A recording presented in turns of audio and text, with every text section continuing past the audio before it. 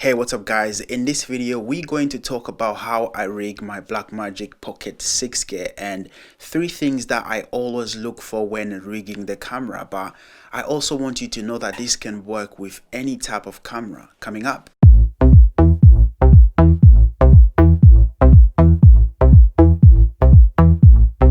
Hey, what's up guys? Kashilembo here. I'm a DP director based in London, and this channel is all about filmmaking and tips and tricks to help you improve your visual storytelling. And if that's something that you're into, hit that like, make sure you subscribe and turn on that notification bell icon so you'll not miss when I post a video like this. And now let's talk about the Blackmagic Pocket 6 gear rigs. I'm going to show you first how everything is attached here, and this is how I prefer to rig my Pocket 6 gear. As mentioned, I usually look for 3 things which I'm going to be able to tell you in a few minutes, but as you can see, as far as lens goes, I do have this 85mm Helios f1.5, very nice vintage lens. I'm a fan of vintage lenses, and if you've not seen my vintage lens review, I'll put a link in the description. But hey, the only thing missing here is wireless focused motor, which is on rental now. That's why I did not put it here. And obviously the cage is literally a small rig, very simple cage for the Blackmagic Pocket 6 gear. And the reason why you need a cage is because you want to be able to access so many other things, or you want to be able to add so many things.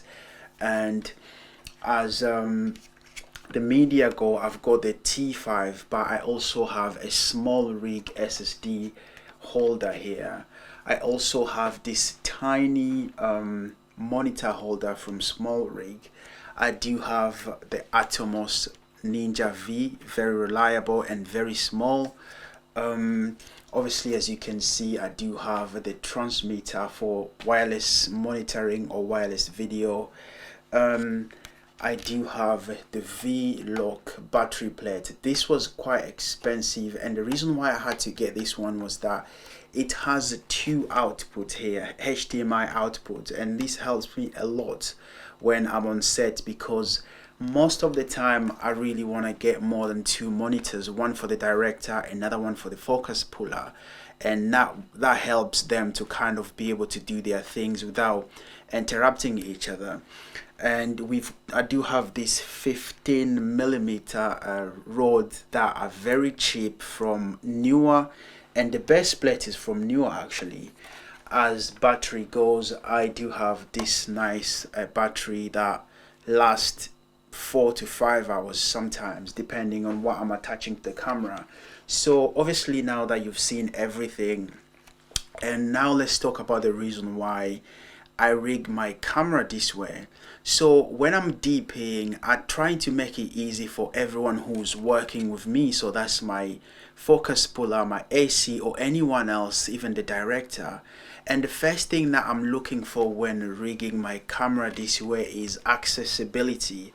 Obviously being able to rig everything, and obviously as a DP, yes, you're operating the camera, there's a sound person next to you, there's a focus puller, there's everyone else, and it's good to kind of have options, because like, let's say you are recording sound and the sound guy may tell you, hey, I want to be able to put a time code on your camera, but if you have more place where you can mount it, that's good. Or he might say, hey, I want to be able to mount a wireless microphone on your camera. That is good, again, if you have those options.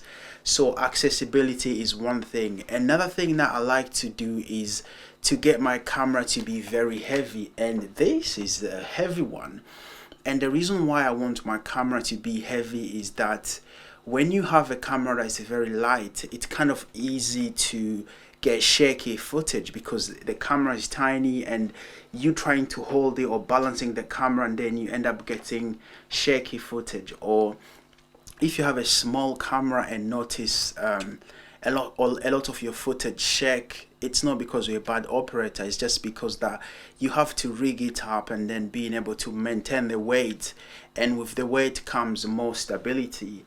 And the last thing, which is more important to me, is 3-point contact. So this is when I hold the camera here. Most people also prefer to hold it on a side handle, but for me, I have to access all the control if need be. And the second thing, I literally put my hand here near the focus motor and kind of push everything to my chest. Why do I do this? Because I want to make sure the camera does not shake. So this is okay, but when you lock it in, it actually gives you more control of your camera, and then you can just walk around. Ready? And most of the time when I'm shooting, I like to have 2 cameras set up, and one is always on tripod or on a gimbal, another one is literally rigged and handheld, because sometimes you literally want to get that quick shot. It's good to just grab your camera, get the shot and put it down and go back to do more other stuff. And this is the rig I use, and it does work perfectly fine for me. And like I said, one of the best thing about being a good filmmaker is being able to make a good financial decision. So I did not see the point of buying the most expensive rig. For me, I'm always looking for something that works for me, and that is everything you see here. And if you're interested or want to know more about this rig, please make sure you message me, or I will leave all the links in the description. So thank you so much for watching. If you've not seen my Blackmagic Pocket 6K review, I'm gonna leave the link down. I'm also for the people who have joined the giveaway, I'm still waiting for London to finish the lockdown because we're in tier 4 right now, so your boy can't even go out and do the fun things. But hey, thank you so much for watching.